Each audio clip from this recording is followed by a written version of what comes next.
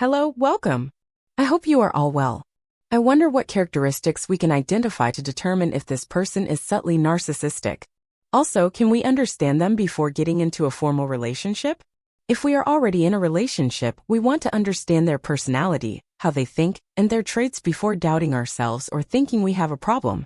Additionally, we want to understand their internal psychology, upbringing, and most importantly, their relationship with their mother, how they were raised and what they want at the same time. In a moment when you start expressing opinions, critiquing, or making specific requests, they might distance themselves and feel that you are controlling.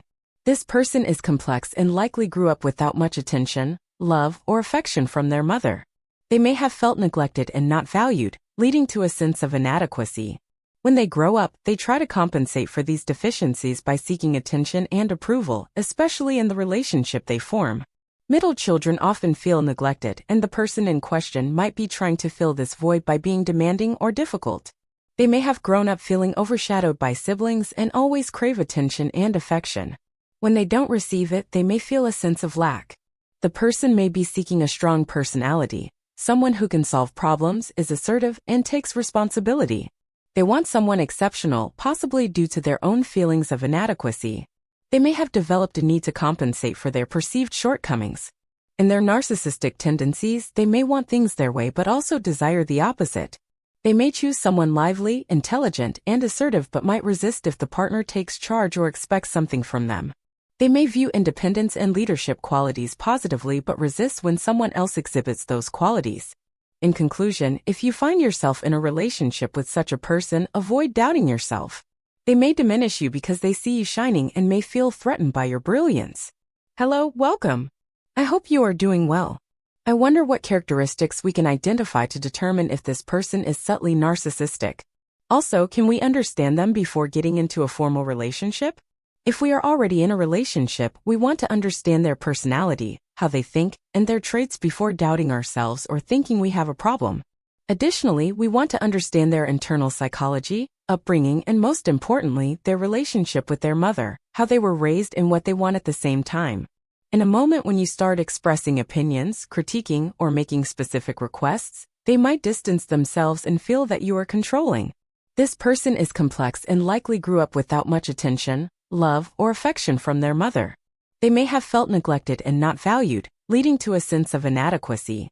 When they grow up, they try to compensate for these deficiencies by seeking attention and approval, especially in the relationship they form.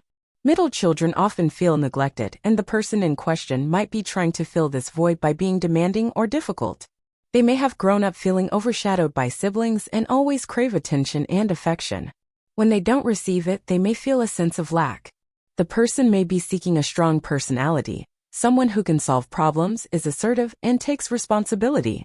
They want someone exceptional, possibly due to their own feelings of inadequacy. They may have developed a need to compensate for their perceived shortcomings. In their narcissistic tendencies, they may want things their way but also desire the opposite. They may choose someone lively, intelligent, and assertive but might resist if the partner takes charge or expects something from them. They may view independence and leadership qualities positively but resist when someone else exhibits those qualities. In conclusion, if you find yourself in a relationship with such a person, avoid doubting yourself. They may diminish you because they see you shining and may feel threatened by your brilliance. It can find solutions that have no relation to reality or truth. It brings up surface-level topics, saying everything is fine, diverting the conversation, or suggesting not to worry about the current situation. It might provide a temporary distraction or change the subject to avoid addressing the issue directly. He doesn't come up with answers at all, he just avoids the conversation. He may say he'll talk about it later or express disinterest in discussing the matter. If you persist, he might delay the conversation, claiming he's busy. He uses various tactics to escape from the topic. Concerning apologies, he distances himself from the concept, possibly because he was raised in a way that didn't emphasize the importance of apologizing. His mother, who exhibits narcissistic traits, might have discouraged the idea of her children being too close or reliant on each other. She prefers to maintain control and be the central figure in their lives, using diversionary tactics to keep them from resolving conflicts among themselves. A malicious method, just like the personality of a malicious nationality. So he doubts all the time, consistently doubting without you understanding why. He is just suspicious, skeptical about you, your actions, your outings, even in your relationships. Even if you are sitting with the family, you always feel that way. What does it mean from his perspective in conspiracy theory? He may talk about it, thinking there might be something you don't understand. The questions are very telling. Does he care about Saad's well-being? Does he think Saad has changed? He enters into these details to understand how people talk about him, what impression he gives them, what information they have about him. He cares about your relationships. He might inquire to see who you're connected to, who you confide in, and who you love. This is not out of genuine interest. It's to manipulate and destroy any relationship he perceives as a threat to his control. He may come to you and say your house feels uncomfortable, your sister seems like she doesn't care about you. He interprets situations according to his own understanding and tries to create a wedge between family members. He doesn't want you to understand his wrong upbringing style, and he refuses to see the wrong approach in his upbringing. He is content with himself in this way. His personality in this manner doesn't require effort or self-reflection. He does this because he was raised to control, to create division among people, not to foster genuine connections. He doesn't want you to seek advice from others or trust their opinions. If you accidentally said something like that, he will dismiss it, telling you it's nonsense and trying to manipulate your perception of his actions. He may dazzle you even more and lift you up in front of others, increasing attention and pampering to appear very generous in front of people. However, when you are alone together, you'll find the opposite. It's like they say, a pinch of salt dissolves in the sea, meaning you won't find the care, appreciation, and the sweet words you used to receive. It's all an act, and behind closed doors, the other side emerges. If you are engaged or even married, you might find him extremely generous outside. For example, you may encounter him being overly courteous, like tipping more than usual. He avoids getting involved in certain situations or appearing in places where he could be criticized. He may be careful about keeping a certain image, not wanting to get involved in any trouble or controversy.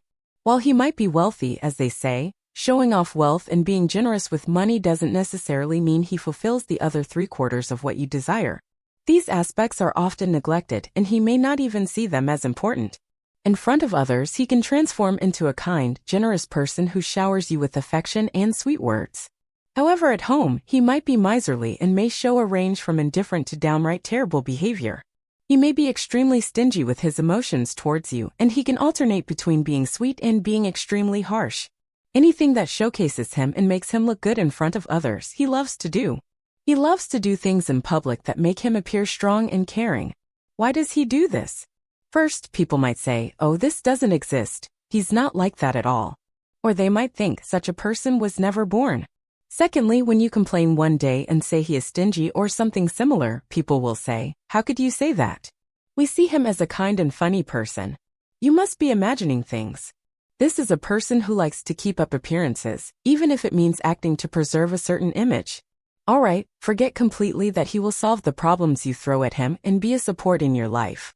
If you're engaged, I hope you reconsider the situation because it will be exhausting for you. If you're married, don't try to rely on him. Don't sit there expecting him to solve your problems.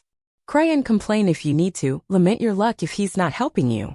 Respectable men around you, whether they are in their work, dealing with neighbors, or any issue, will face and resolve problems. In terms of responsibility, he won't be of any help. If you keep telling him about your problems, he may eventually become biased and side with you if you stop telling him. Isolate yourself. Be careful, people are mean.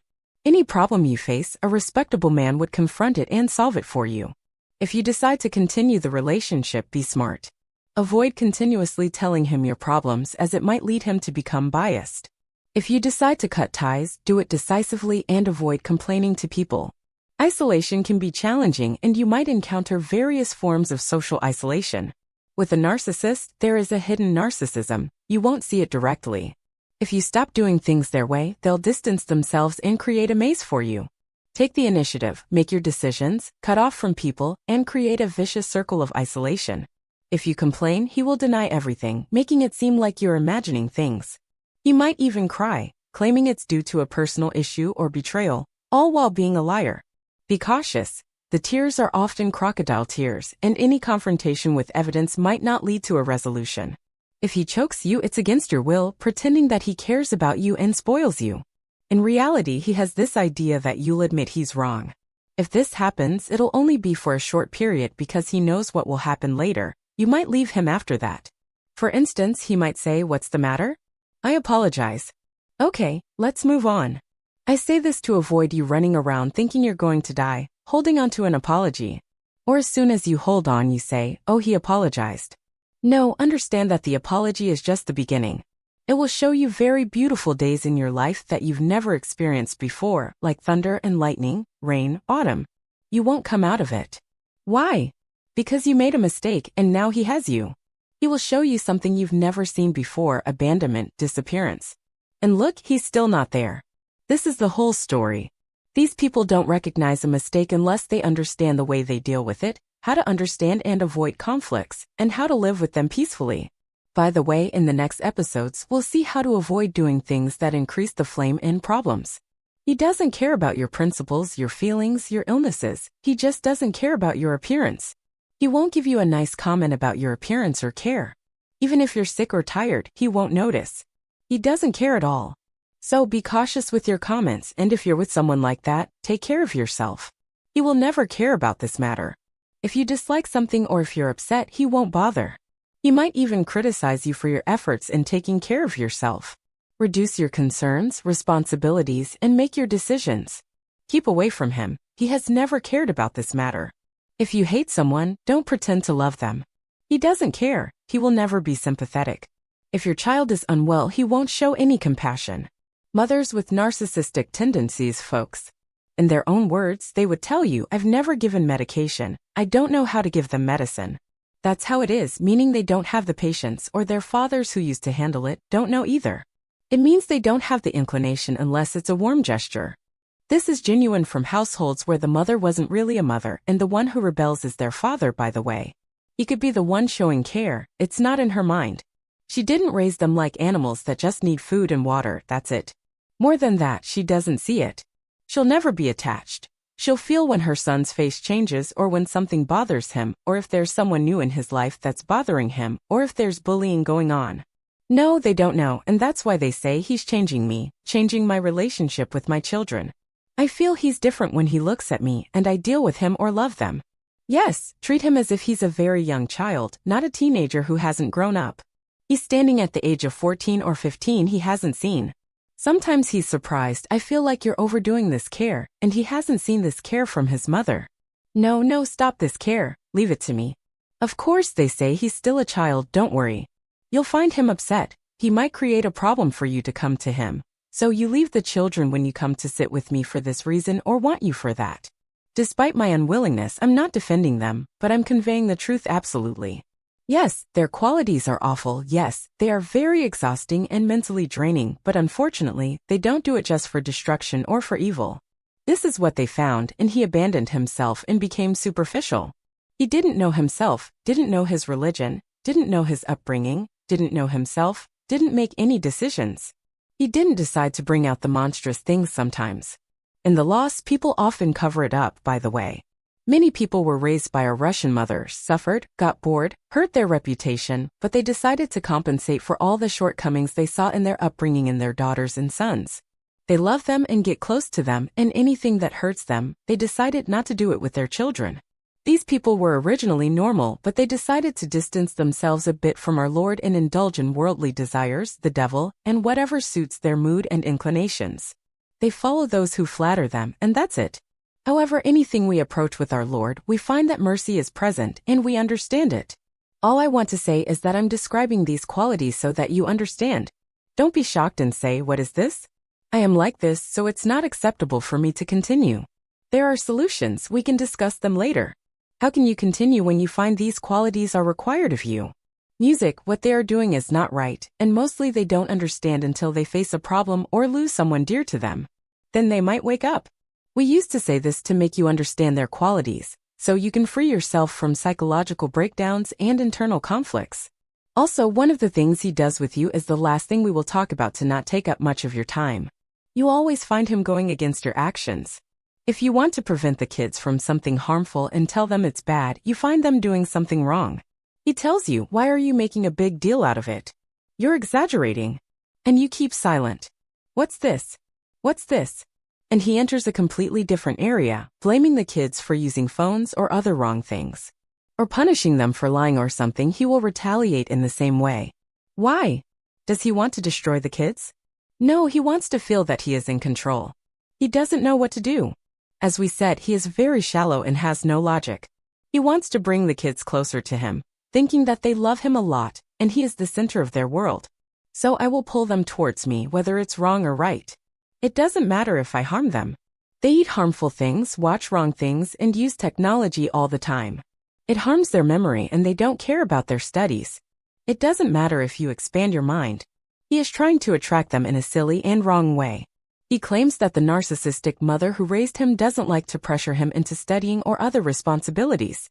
She lets them be, and you feel as if you are living with an angelic, innocent mother who has no intentions whatsoever. She is deliberately raising them this way to have time, justifications, and the freedom to live her life comfortably. She presents herself as an angel, and we will talk about her other qualities in today's episode. We discussed all the qualities, or rather the most expensive qualities, in the hidden narcissism that will drive you crazy. I don't know what he wants. He wants you to be good to him, get closer to him, and then he disappears. You get close to him and find him a bit nice with you, then he wants you to be silent for a while. It's like a strong punishment, and I don't know for what. First, he gets very close to you, and then he wants to be annoyed if you criticize him. If you say to him that we want to do this or not do that, or we shouldn't do that, he says, "What is this?" This is control. These are ambitions controlling me. He thinks he's special. No, I will distance myself from her. Where do you want to get close to? He wants solutions, he wants comfort. He wants you to be like his mother, or preferably be his mother who he was missing. Also, when he sees a mistake, he wants you to be very negative and agree with everything. Don't prevent him from these things, don't talk, don't discuss, and don't offer solutions. No, he wants the part of attention and love that he was deprived of, but he doesn't want you in the part where you make decisions or solve problems. No, he doesn't want you in that part. He will take what he wants from you and ignore what he doesn't like. He won't even see you, and he will consider himself superior. If you like something or want something, he will do the opposite to annoy and provoke you. Therefore, we say he is a very complicated, troubled teenage child. We won't try to fix him, but we will try to understand the way he thinks and why he thinks this way. Why is his approach so complicated and filled with problems, issues, and a lot of feelings of inadequacy? Inshallah, God willing, in the next episode, we will continue on how to deal with him, and in another episode, we will talk about the feelings you should be experiencing and what you should do. Thank you and goodbye.